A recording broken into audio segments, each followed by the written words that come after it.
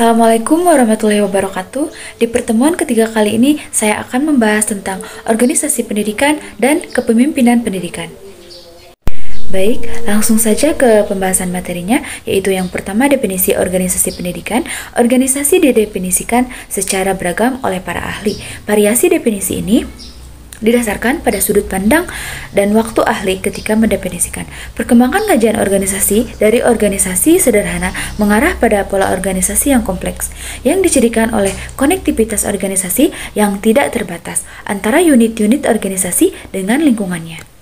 Menurut Gibson, Ivancevich, dan Donnelly mendefinisikan organisasi sebagai wadah yang memungkinkan masyarakat dapat meraih hasil yang sebelumnya tidak dapat dicapai oleh individu secara sendiri-sendiri. Lebih lanjut, ketiganya menyebutkan bahwa organisasi adalah suatu unit terkoordinasi, terdiri setidaknya dua orang berfungsi mencapai suatu sasaran atau sasaran tertentu atau serangkaian sasaran. Definisi ini menekankan pada upaya peningkatan pencapaian tujuan bersama secara lebih efektif dan efisien melalui koordinasi antar unit organisasi. Menurut Stephen P. Robin, mendefinisikan organisasi adalah kesatuan sosial yang dikoordinasikan secara sadar dengan sebuah batasan yang relatif dapat didefinisikan, yang bekerja atas dasar yang relatif dalam mencapai suatu tujuan bersama atau sekelompok tujuan. Dari beberapa definisi yang tadi, dapat kita simpulkan bahwa organisasi itu adalah suatu sistem interaksi antar orang yang ditujukan untuk mencapai tujuan organisasi, di mana sistem tersebut memberikan arahan perilaku bagi anggota organisasinya. Dari pengertian tentang organisasi tersebut, dapat dipahami bahwa elemen-elemen yang terdapat dalam organisasi terdapat pula dalam organisasi pendidikan. Contoh yang paling konkret yang dikemukakan sebagai organisasi pendidikan adalah lembaga-lembaga pendidikan, organisasi sekolah, dan perguruan tinggi khususnya. Yang kedua, yaitu aspek-aspek organisasi. Aspek-aspek organisasi adalah komponen-komponen yang harus ada dalam suatu organisasi. Keberadaan komponen ini adalah sebagai pilar dari suatu organisasi. Artinya, jika salah satu komponen tidak berfungsi, maka organisasi tidak akan berjalan. Dalam pandangan sistem organisasi mengalami ektropi, yaitu kondisi di mana organisasi dikategorikan hancur. O'Connor mengungkapkan bahwa organisasi setidaknya harus memiliki 4 komponen, yaitu mission, misi, goals, tujuan, adjektif, sasaran, dan behavior, perilaku. Mission adalah alasan utama keberadaan organisasi. Goals adalah tujuan-tujuan umum atau tujuan-tujuan divisi-divisi fungsional organisasi yang dihubungkan dengan stakeholder organisasi. Yang ketiga yaitu objektivitas adalah hasil atau sasaran yang spesifik, terukur, dan terkait dengan tujuan. Seperti peningkatan nilai ujian nasional UN sebesar 0,5 dalam waktu 1 tahun ke depan. Sasaran ini biasanya mencantumkan batas waktu dan siapa yang bertanggung jawab atas sasaran tersebut. Yang terakhir yaitu behavior, mengacu kepada produktivitas dari tugas-tugas rutin pegawai. Bertanggung jawab perilaku dalam pencapaian tujuan merupakan fungsi personalia. Dalam kebanyakan desain organisasi formal, komunikasi berada di antara perilaku dan tujuan. Ketiga yaitu jenis-jenis organisasi. Yang pertama yaitu organisasi formal. Organisasi formal adalah organisasi yang dicirikan oleh struktur organisasi. Keberadaan struktur organisasi ini menjadi pembeda utama antara organisasi formal dan organisasi non-formal. Struktur dalam organisasi formal dimaksudkan untuk menyediakan penugasan, kewajiban, dan tanggung jawab kepada personil dan untuk membangun hubungan tertentu di antara orang-orang pada berbagai kedudukan. Sekolah dasar merupakan contoh sebuah organisasi formal. Struktur dalam organisasi formal memperlihatkan unsur-unsur administratif, yaitu yang pertama kedudukan. Struktur menggambarkan letak atau posisi setiap orang dalam organisasi tanpa terkecuali. Yang kedua yaitu hierarki kekuasaan. Struktur digambarkan suatu rangkaian hubungan antara suatu orang dengan orang lainnya dalam suatu organisasi. Rangkaian hubungan ini mencerminkan suatu hierarki kekuasaan yang inheren dalam setiap kedudukan. Yang ketiga yaitu kedudukan garis dan staf. Organisasi garis menegaskan struktur pengembalian keputusan, jalan permohonan, dan saluran komunikasi resmi untuk melaporkan informasi dan mengeluarkan instruksi, perintah, dan petunjuk pelaksanaan. Yang selanjutnya yaitu kedudukan garis adalah kedudukan yang menguasai kekuasaan administratif umum dalam arus langsung dari tempat paling atas ke tempat yang paling bawah.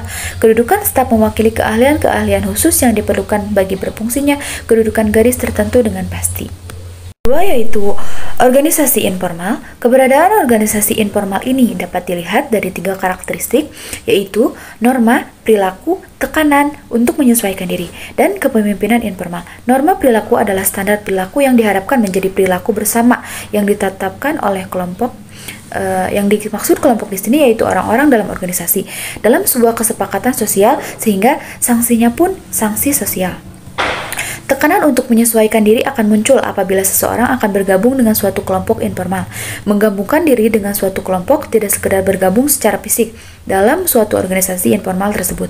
Karena itu, organisasi informal sering muncul dalam bentuk kelompok-kelompok yang tidak terlalu besar, karena syarat berterimaan sebagai bagian dari organisasi informal ini tidak hanya keanggotaan dalam organisasi formalnya, tetapi lebih spesifik pada kesamaan antar individu, apakah kesamaan asal daerah, agama, nilai yang dianut, hobi, dan lain sebagainya. Kepemimpinan informal dalam organisasi informal menjadi salah satu komponen yang kuat mempengaruhi orang-orang dalam organisasi, bahkan memungkinkan melebihi pengaruh kepemimpinan organisasi formal. Kepemimpinan dalam organisasi informal sangat kuat mempengaruhi perilaku orang-orang karena inilah pemimpin yang sesungguhnya. Karena seseorang dipatuhi karena dapat memiliki jabatan, tetapi ada kelebihan yang secara alamiah mampu mempengaruhi orang lain ini tanpa paksaan. Yang keempat yaitu dimensi struktur organisasi. Dimensi struktur organisasi memiliki keragaman pandangan bahwa dikatakan tidak ada kesepakatan umum di antara para teoretikus mengenai apa yang diartikan sebagai struktur organisasi. Dalam konteks Robin mengemukakan 3 komponen yang menjadi dimensi struktur organisasi, yaitu kompleksitas, formalitas, dan sentralisasi. Yang kedua yaitu kepemimpinan pendidikan. Kepemimpinan pendidikan mengandung 2 pengertian, ialah pendidikan yang mengandung arti lapangan apa di mana kepemimpinan itu berlangsung. Sedangkan pengertian kepemimpinan bersifat universal, berlaku dan terdapat dalam berbagai bidang kegiatan hidup manusia. Secara umum, kepemimpinan dapat dirumuskan sebagai kemampuan dan kesiapan yang dimiliki seseorang untuk mempengaruhi, mendorong, mengajak, dan menuntun, menggerakkan, dan kalau perlu memaksa orang lain agar ia menerima pengaruh itu. Dan selanjutnya, berbuat sesuatu yang dapat membantu pencapaian suatu maksud atau tujuan-tujuan tertentu. Sedang kata pendidikan menunjukkan arti yang dapat dilihat dari 2 segi, yaitu pendidikan sebagai usaha atau proses mendidik dan mengajar seperti yang dikenal sehari-hari. Pendidikan sebagai ilmu pengetahuan yang membahas berbagai masalah tentang hakikat dan kegiatan mendidik dan mengajar dari zaman ke zaman, dan mengajar dengan segala cabang-cabangnya yang telah berkembang begitu luas dan mendalam. Dari titik tolak itu dapat disimpulkan pengertian kepemimpinan pendidikan adalah sebagai suatu kemampuan dan proses mempengaruhi, mengkoordinir, dan menggerakkan orang-orang lain yang ada hubungan dengan pengembangan ilmu pendidikan dan pelaksanaan pendidikan dan pengajaran, supaya kegiatan-kegiatan yang dijalankan dapat lebih efektif dan efisien di dalam mencapaikan tujuan-tujuan pendidikan. Yang kedua yaitu fungsi kepemimpinan pendidikan. Fungsi utama pemimpin pendidikan adalah yang pertama, pemimpin membantu terciptanya suasana persaudaraan, kerjasama dengan penuh rasa kebebasan. Yang kedua yaitu pemimpin membantu kelompok untuk mengorganisir diri, yaitu ikut serta dalam memberikan rangsangan dan bantuan kepada kelompok dalam menetapkan dan menjelaskan tujuan. Yang ketiga yaitu pemimpin membantu kelompok dalam menetapkan prosedur kerja, yaitu membantu kelompok dalam menganalisis situasi untuk kemudian menerapkan prosedur mana yang paling praktis dan efektif yang akan digunakan. Yang keempat yaitu pemimpin bertanggung jawab dalam mengambil keputusan bersama dengan kelompok. Pemimpin memberi kesempatan kepada kelompok untuk belajar dari pengalaman. Pemimpin mempunyai tanggung jawab untuk melatih kelompok menyadari proses dan isi pekerjaan yang dilakukan dan berani menilai hasilnya secara jujur dan objektif. Yang terakhir yaitu kelima, pemimpin bertanggung jawab dalam mengembangkan dan mempertahankan eksistensi organisasi. Yang ketiga, yaitu tipe-tipe kepemimpinan pendidikan. Konsep seorang pemimpin pendidikan tentang kepemimpinan dan kekuasaan yang akan memproyeksikan diri dalam bentuk sikap kepemimpinan, sifat dan keinginan yang dikembangkan dalam lembaga pendidikan yang akan dipimpinnya sehingga akan mempengaruhi kualitas hasil kerja yang akan dicapai oleh lembaga pendidikan tersebut. Berdasarkan konsep, sifat, sikap, dan cara-cara pemimpin tersebut melakukan dan mengembangkan kegiatan kepemimpinan dalam lingkungan kerja yang dipimpinnya, maka ada 3 pokok kepemimpinan, yaitu tipe otoriter, tipe laissez-faire, dan tipe demokrasi. Yang pertama yaitu tipe otoriter. Pada kepemimpinan yang otoriter, semua kebijakan atau polis dapat ditetapkan oleh pemimpin sendiri, dan pelaksanaan selanjutnya ditugaskan kepada bawahannya. Semua perintah pemberian tugas dilakukan tanpa mengadakan konsultasi sebelumnya dengan orang-orang yang dipimpinnya. Pemimpin otoriter berasumsi bahwa maju mundurnya organisasi hanya tergantung pada dirinya. Dia hanya bekerja sungguh-sungguh, belajar keras, tertib, dan tidak boleh dibantah. Yang kedua yaitu tipe laissez-faire. Dalam tipe kepemimpinan ini sebenarnya pemimpin tidak memberikan kepemimpinannya. Dia membiarkan bawahannya berbuat sekehendaknya. Pemimpin sama sekali tidak memberi kontrol dan koreksi terhadap pekerjaan bawahannya. Pembagian tugas dan kerjasama diserahkan sepenuhnya pada bawahannya tanpa petunjuk atau saran-saran dari pemimpin. Kekuasaan dan tanggung jawab tersimpang siur, berserakan secara tidak merata di antaranya anggota kelompok. Dengan demikian, mudah terjadi kekacauan dan bentrokan. Tingkat keberhasilan organisasi atau lembaga semata-mata disebabkan karena kesadaran dan dedikasi beberapa kelompok, dan bukan karena pengaruh dari pemimpin. Struktur organisasinya pun tidak jelas dan kabur. Segala kegiatan tersebut dilakukan tanpa rencana dan tanpa pengawasan dari pemimpin. Yang ketiga atau yang terakhir yaitu tipe demokratis. Dalam tipe demokratis ini seseorang memimpin selalu mengikut sertakan seluruh anggota kelompoknya dalam mengambil keputusan. Kepala sekolah yang bersifat demikian akan selalu menghargai terhadap anggota atau guru-guru yang ada di bawahnya dalam rangka membina sekolahnya. Yang keempat yaitu syarat-syarat pemimpin pendidikan. Dalam memangku jabatan, pemimpin pendidikan yang dapat melaksanakan tugas-tugasnya dan memainkan perannya sebagai pemimpin yang baik dan sukses, maka dituntut beberapa persyaratan jasmani, rohani, dan moralitas yang baik. Bahkan persyaratan sosial ekonomis yang layak.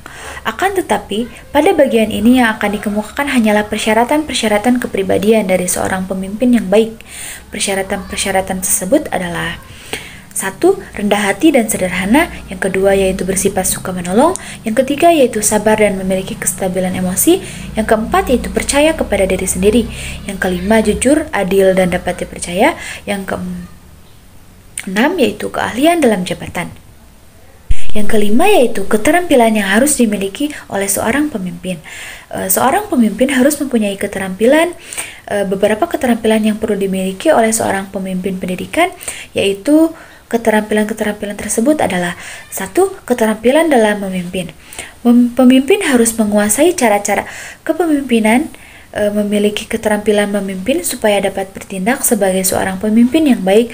Untuk hal itu, pemimpin harus menguasai beberapa cara, yaitu menyusun rencana bersama, mengajak anggota berpartisipasi, memberi bantuan kepada anggota kelompok. Untuk memperoleh keterampilan tersebut perlu pengalaman, dan karena itu pemimpin harus benar-benar banyak bergaul, bekerja sama, dan berkomunikasi dengan orang yang dipimpinnya. Yang kedua yaitu keterampilan dalam hubungan insani. Hubungan insani adalah hubungan antara manusia.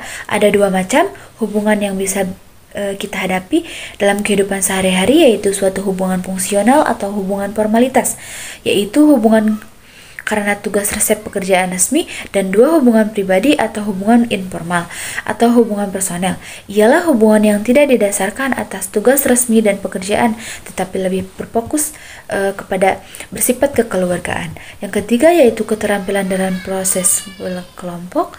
Maksud utama dari proses kelompok ini ialah bagaimana meningkatkan partisipasi anggota-anggota kelompok setinggi-tingginya sehingga potensi yang dimiliki para anggota kelompok itu dapat diefektifkan secara maksimal.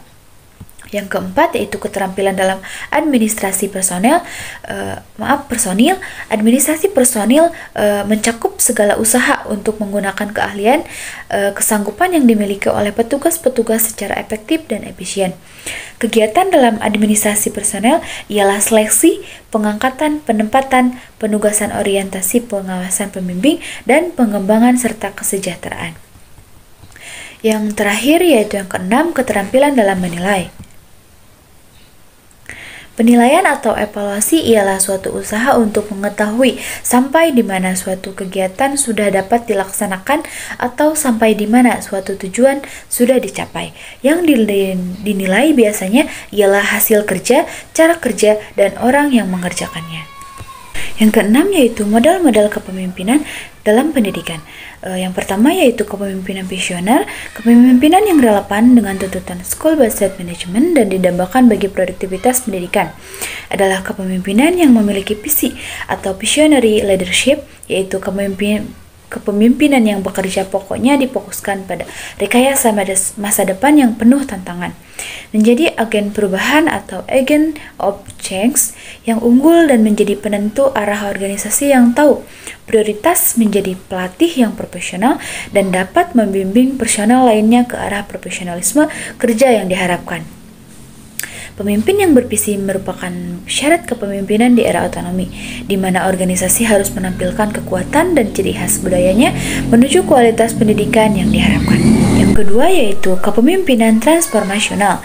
Menurut BAS 1985, mengemukakan